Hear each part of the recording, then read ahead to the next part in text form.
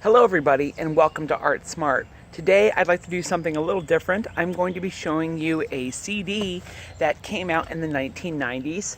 This is Danny Glover reads, Brer Rabbit and the Tar Baby.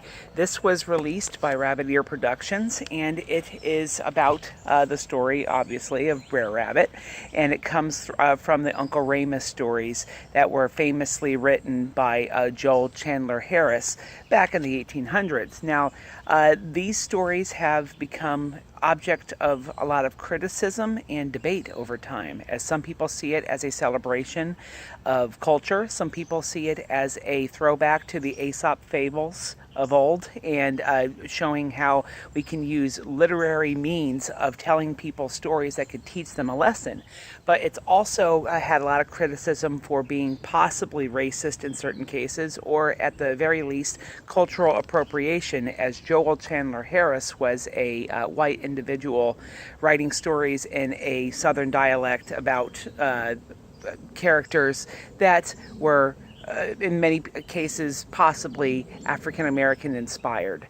So there are a lot of negatives that could come up from these stories, as well as some positives. Now, this comes from an interesting era, though, of the 1990s, and I'd like to start talking about that a little bit today. This was released in 1990, that's what it was copyrighted, and this is during an era where the United States was getting into this very kind of weird gray area.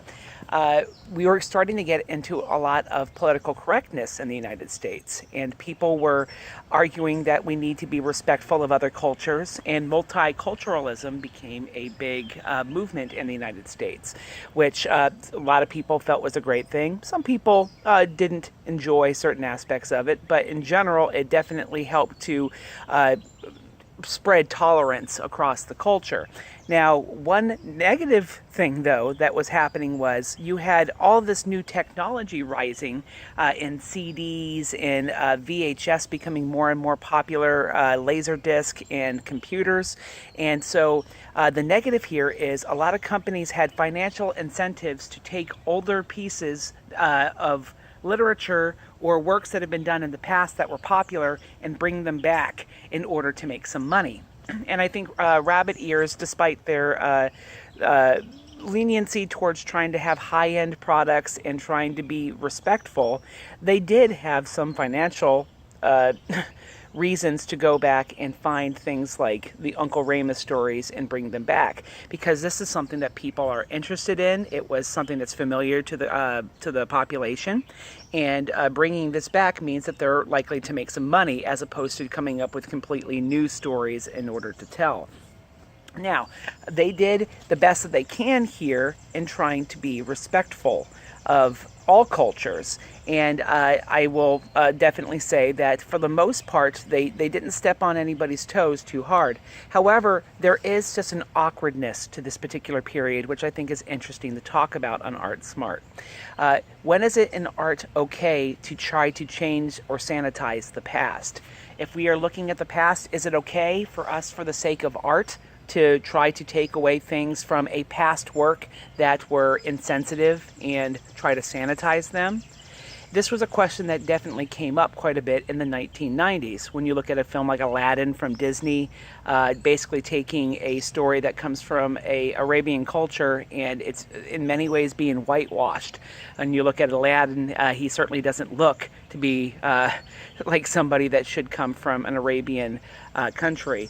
However, at the same time, if you don't change certain things, it's really disrespectful, because a lot of these stories came from times where there was a lot of cultural insensitivity that was accepted.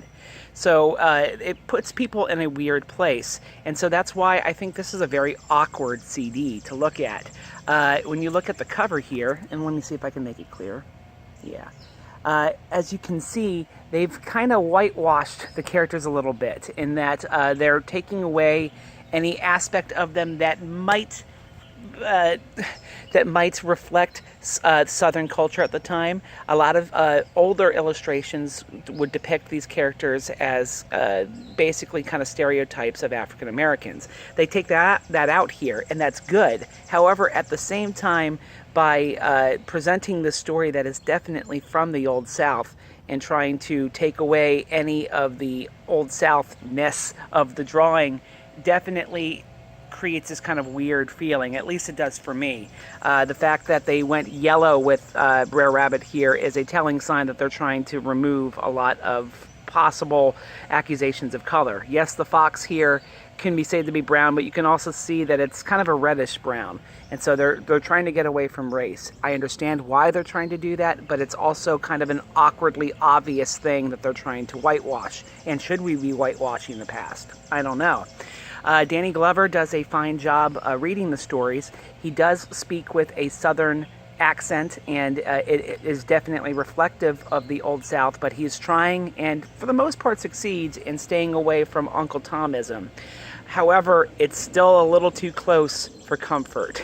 And so listening along as Danny Glover was reading was kind of an awkward experience.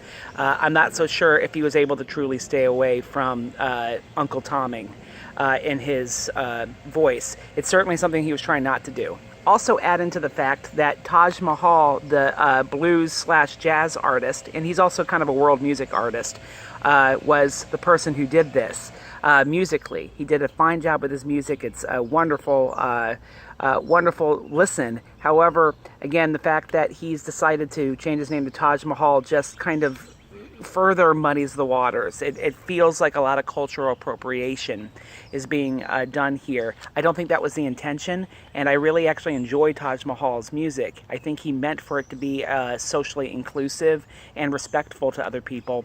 But again, it does feel like he's kind of taking somebody else's culture just by using his name there. And when you add into the fact that possibly the Brer Rabbit stories are coming from cultural appropriation, it just makes everything just a little too muddy.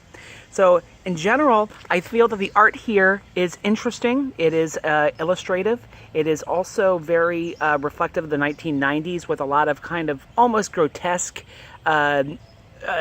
leniency in these drawings. There's almost a little bit of Ren and Stimpy kind of mixed in with a illustrative style, which is interesting. And it's very reflective of what was going on in the 1990s. However, in general, this whole CD just kind of has this icky feeling to me. And it definitely tries to walk that fine line between being respectful but also whitewashing the past. And I'm not so sure if that's a good thing. And if you look at the 1990s, that was something that was happening a lot. For the most part, companies are starting to just get away from this. If it's insensitive in any way, they just try to not do it. And I don't know, maybe that's for the best. I'd be interested to hear your comments in the sections below, and maybe we can open the subject up again in the future for further discussion here on Art Smart. Hopefully you enjoyed this video. Maybe you'll go out and give this a listen and have your own opinion. Have a great day. Bye-bye.